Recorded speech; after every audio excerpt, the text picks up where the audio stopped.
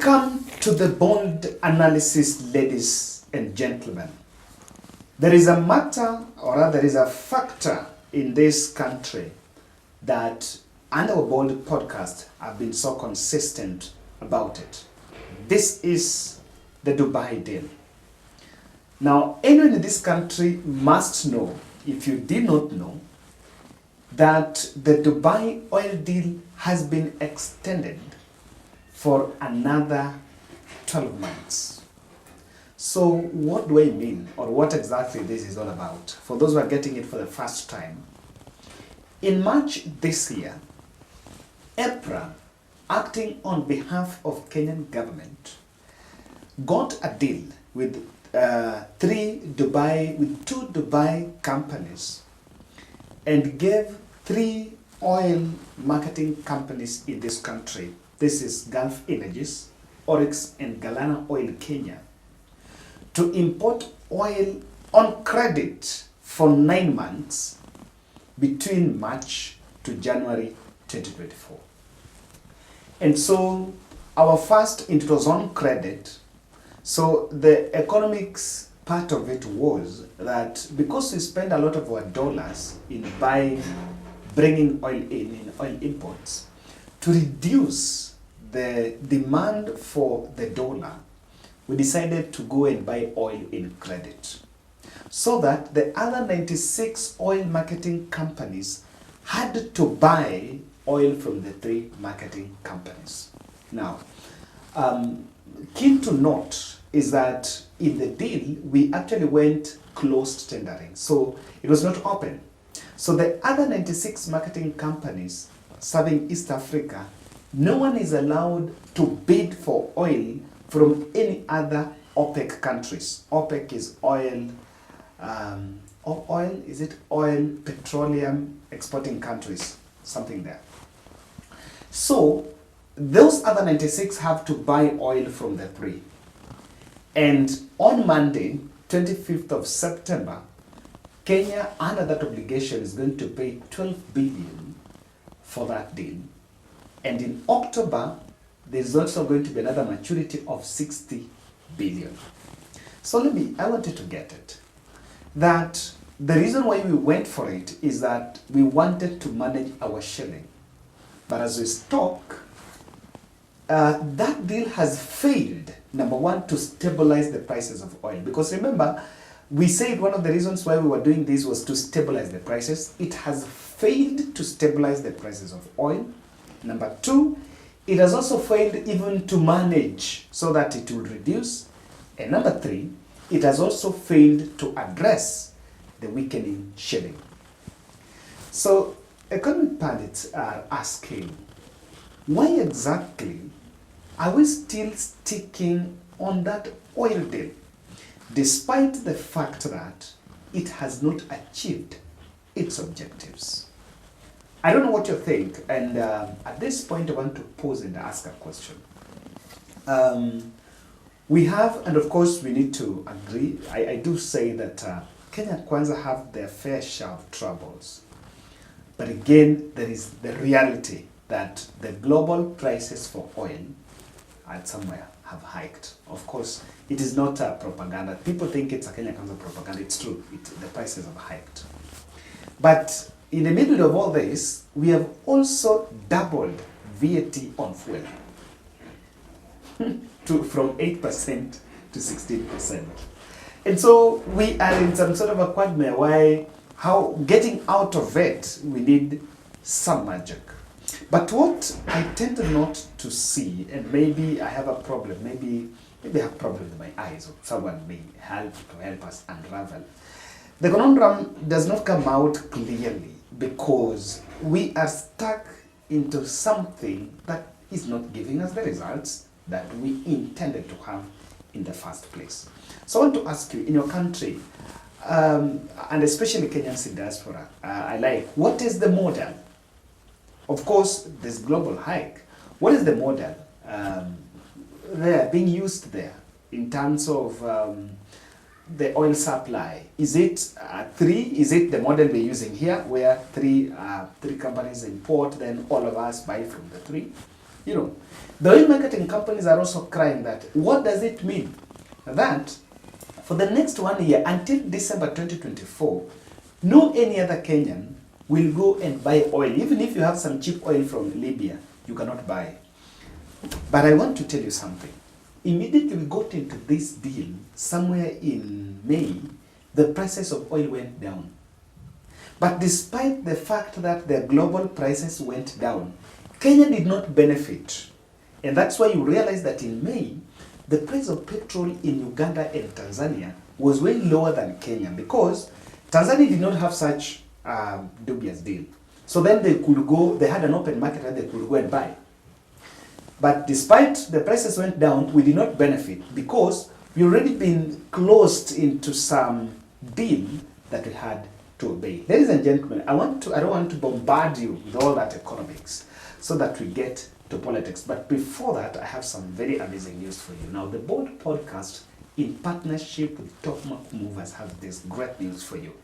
If you're moving your house items from one place to the other, you need fumigation services, or you are locating your office from one space to the other, then what is your biggest consideration? It's safety.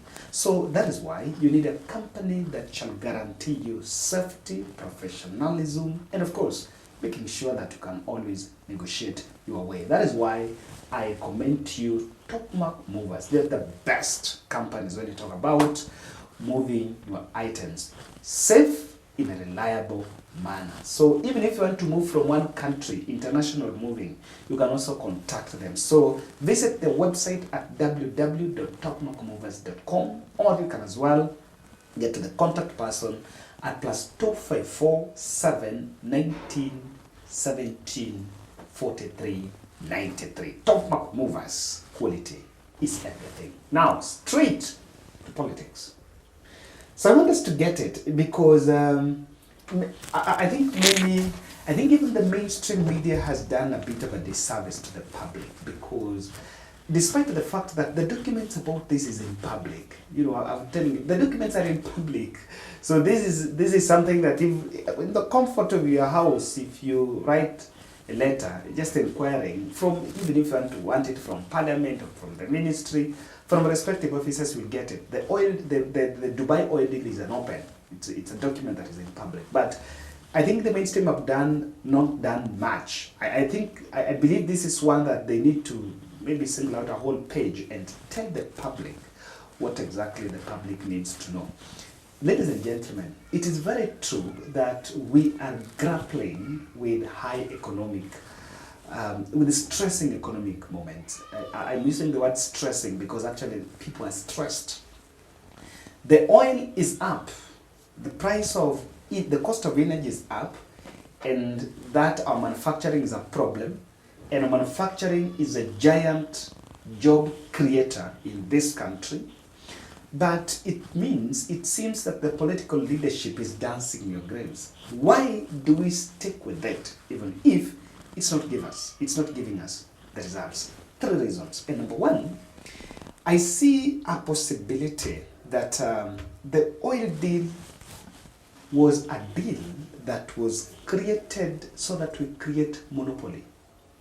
And monopoly, by extension, is knocking out Uhuru Kenyatta from the oil sector. Before the 2022 transition from Uhuru Nation to Ruto Nation, Uhuru Kenyatta was deep in the oil sector. I remember there are a lot of investments that were okay, Uhuru was in it. And so the reason why the real intention why we went for it was not about managing the cost of oil, because it has failed to manage the cost of oil. But because we had to give to 3 friendly companies to import it, and by giving it, we were knocking out the Rubies and the Uhuru Kenyatta linked companies, or probably other players in it, we have to stick with it, whether it sticks on stage. With this part of the stinking and staging part of it, it is not going to give us. But the intention was never to manage oil, because it has failed. Number 2, it's a quantity of kickbacks. And William Ruto, I've always said, those who make an assumption that William Ruto is a good man surrounded by vultures is I think it's normally an escapist narrative. It's an escapist. It's not surrounded by. Some of these people that are negotiating these deals, in August, EPRA, David D, and some delegation from Treasury flew to Dubai to negotiate with the two companies. And I'm going to mention for you the names, I think, before I leave. I just remember one is Aramco, the other one I think I've forgotten. So that we will negotiate on the installments. Remember, we were supposed to pay in September, and we had a challenge. Immediately, the prices of oil at the global stage went down. These 96 oil marketing companies, some of them come from Uganda, Sudan, and Rwanda. So what happened? They opted for the Tanzanian route, and we had an oil glut in this country where we had a lot of oil, but no one was buying because our prices were high compared to Tanzania. And that's where the point to remember Magufuli, not Magufuli, Suluhu saying that the other countries crying while we have more. So we had a challenge, and that is why I see that the reason why we are sticking with this document is because it's a conduit of kickbacks for the powers to be. So we may not run away from it, but the tragedy here is that we seem to see that Kenya Kwanza is not a bit coherent, or the policies they're actually advancing are not coherent with the bottom-up economic transformation agenda. It's not coherent with the better, because what will we see? It's supposed to help, in fact, in the manufacturing pillar. If you look at the 6 pillars, manufacturing is one of them. But if you can't manage energy, then it means, to some extent, you've lost the manufacturing. Now, thirdly, is this. IMF Secretary General, Director General was in this country in July, and she raised a concern about our global debts, and that we needed to reduce our debt obligations. Rather, we needed to manage our debt profile. So, and one of it was, he advised President Ruto to opt out, to walk out of that Dubai deal. But look at this. The information is coming when the president is in US, I think attending some United Nations General Assembly unit meeting in New York. And in these meetings, that's where the brittle institutions are. That's the IMF and the World Bank of this time. So, President has also defined that move. What does that show you? Despite of the global pressure for Kenya to walk out of the Dubai deal, he has still opted for it. What is it? It seems that we also have insecurity obtained. You may better understand it at that point. Thank you very much for